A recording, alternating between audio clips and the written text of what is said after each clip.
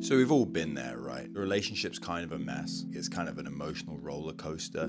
You see some really good things about them, but man, you guys have had some really rough times. So somebody calls a break. Maybe it's you, maybe it's the other person. It gives you a bit of hope because in a way it feels like a level of commitment. It's saying we will get back together at either said date or just sometime in the future. But let me explain to you why it doesn't really work for the Christian. It kind of works in a worldly relationship because the end of a worldly relationship is fun and happiness and emotions. It just plays into this whole roller coaster, Disney movie, crazy relationship. They'll call it love, but that's not what love is. Love is commitment. Love comes from sacrifice and marriage. For the Christian, we're trying to get married.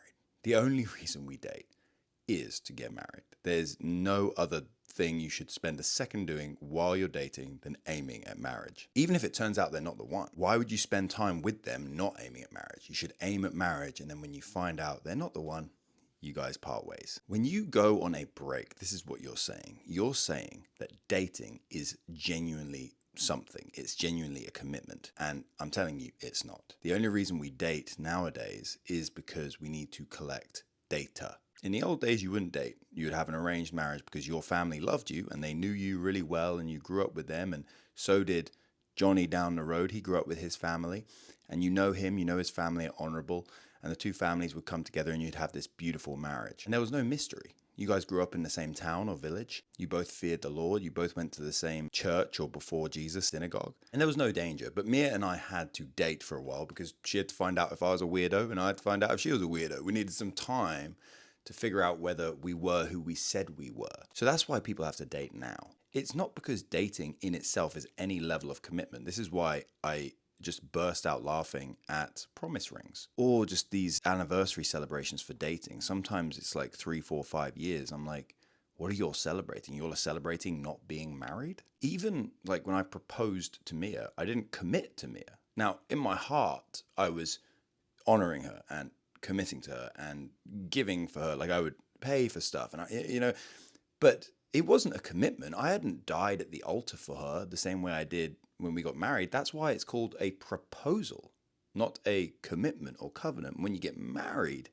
and you lay your life on the line and you say your interests will now always come over mine, sweetheart. I will serve you as Christ served the church. I will die for you. So just know that when you're dating, you're at a 0 on the commitment scale. That doesn't mean you can't do self-giving things. You ought to. But you haven't laid anything on the line for this other person. So when you go on a break, I really don't understand what we're doing here. We're basically saying, well, we're going to put a pause on this dating commitment and then come back and re-enter into it. You're making a fake marriage out of dating. You're practicing divorce and separation, and you're just playing around. You're treating people like an option, where really you should be constantly, even when you're single, aiming toward a marriage. Especially when you meet that special person, you're aiming toward marrying them or nothing. Does that make sense? This whole break thing makes a huge deal out of the dating process that it was never meant to be. You're acting like there's some level of commitment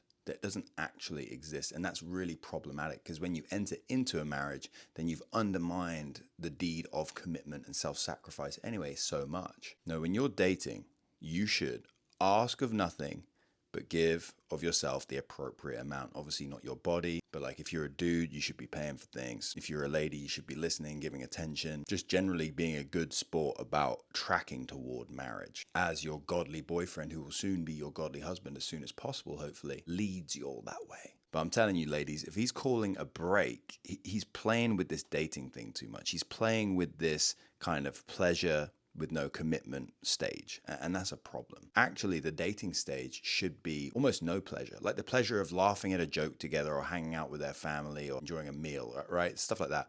But in terms of like romantic pleasure, no, dial that all the way down. When the commitment comes in, you can dial it all the way up. And commitment is that day of marriage. It's not a proposal. It's not, will you be my girlfriend? It's not this 1 year anniversary. He posted me on my Instagram.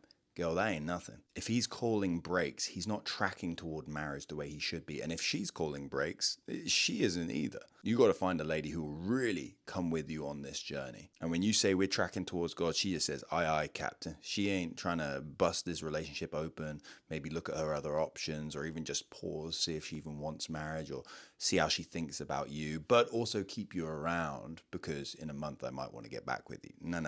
We're not going to play that game. That's treating people as a means to an end. You don't treat them as disposable. You don't do that. Let them move on. Really, breaks don't work because they undermine the reason you'll get married. They make you commit to a time that is unspoken in the future when really there should be no level of commitment at all because he hasn't gone to the altar with you to die for you in marriage. And she hasn't done the same if it's a gentleman watching. Somebody needed to watch this, and even if it was just one person that needed it, it's a topic that's so worth talking about to me. Make sure to like, comment, and subscribe. I'll speak to you soon. Bye-bye.